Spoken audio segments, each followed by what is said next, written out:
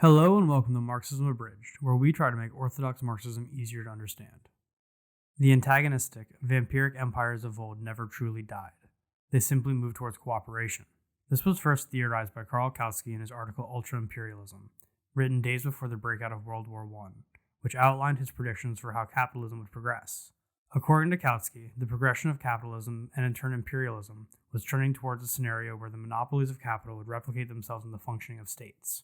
To fully understand Kautsky's predictions and how correct they are in the contemporary era, the concept of free trade must be examined. Firstly, free trade, or the exchange of goods on a capitalist market, is unequal when viewed at the industrial level. Industrial trade is not done through petty cash purchases.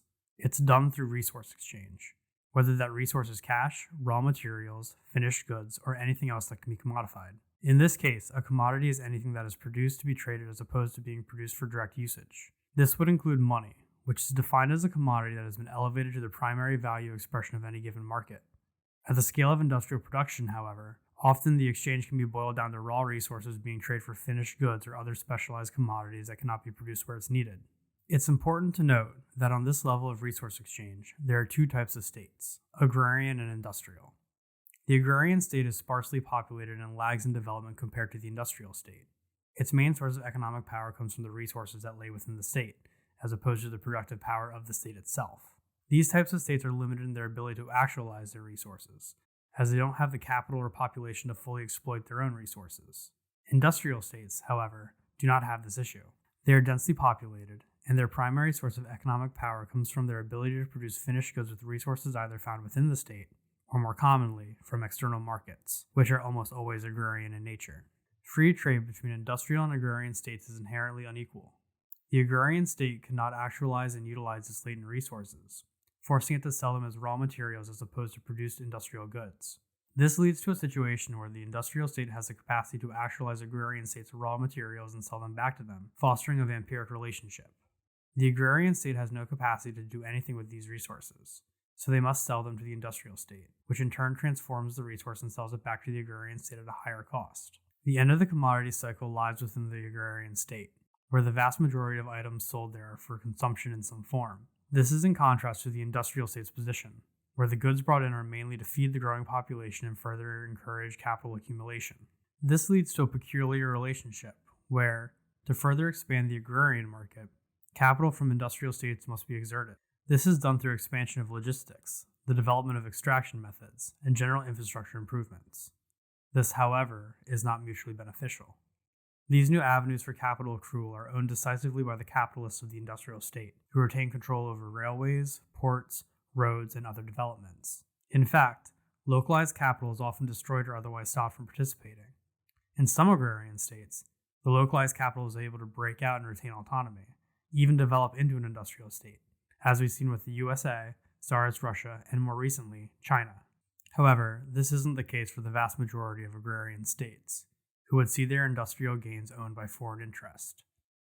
This continued for a time, where industrial powers would expand their agrarian markets until an issue arose. There was no more unspoken for agrarian states for the industrial states to take over. The world was completely subjugated, and new markets could not be found or necessarily created, so they were fought over. Industrial empires would completely capture the agrarian states, leaving no independent states left, bar some that retained their autonomy, such as Ethiopia, which was a feudal state with rampant abuses towards the commoners. The empires would first begin land arms races, and once the immediate land around them was spoken for by either them or another power, the naval arms race begun. This would culminate in two world wars, massive conflicts where colonies and imperial states would be ravaged by the carnage that ensued. Kautsky predicted that this would cause enough strife for the capitalist class that they would, instead of further the arms race, act in Congress and peacefully divide the world into spheres of influence. For the most part, this would happen. European states would cease their wars over colonies and spheres of influence and would instead act in cartelistic fashion to secure these markets for these newly cooperative empires. The only exception would be the USSR, who would establish its own pseudo-colonial relationship with the entirety of the Warsaw Pact, where the Soviet leadership would domineer the entire functioning of the Warsaw Pact states. The age of imperial wars would, for the time being, be over, and the age of colonial wars would begin. Instead of empires fighting over foreign markets, they would fight these markets themselves, attempting to maintain control of a rapidly deteriorating position. With the USSR and China joining the fray as supposed liberators, the situation became even more dire for the empires. There would have to be a change. The empires of the world would slowly but surely release their colonies, but not without ensuring their control of their economies. France, for example, owned a vast majority of West African mineral resources until Ibrahim Traoré, the dictator of Burkina Faso, recently began to nationalize them for his own opportunistic purposes, with Mali and Niger following suit. The agrarian states would be freed in as much as they were no longer ruled by their former empire in name, but economically speaking, the foreign capitalists would reign supreme. This would culminate in all the empires of the world working towards either a conglomerated private or state capitalism, or neocolonialism. The supposed free world in the Sino-Soviet spheres would coalesce into powerful imperial blocs, with Latin America, Africa, and Asia as their primary trade war zones. The Cold War itself was a collection of lukewarm flashes in these regions as the new and reformed empires fought for dominance. It would end, as Francis Fukuyama said, in the end of history, or the veritable end of political progression. To Fukuyama, the world had settled, with the fall of the Soviet Union, into a liberal status quo. It's important to note that Fukuyama did not mean that there would be no more conflict, but that new conflicts would only replicate the capital liberal paradigm. To Fukuyama, this status quo would be excruciating. History, however, is not over. Marx states in many different works that written history is the record of class struggle. This class struggle simply will not end until communism is achieved, where not only the proletariat is the dominant class in society, but the only class in society.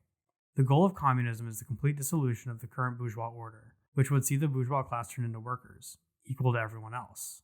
Only then will history end. This pausing of historical development, according to Fukuyama, is due to the inherent liberal order being more ready and able to control the world, but not through peace. Instead, this stoppage of history is caused by an invisible hand, one connected to the bourgeois arm and body of the state. This has been Marxism Abridged. Thank you for listening.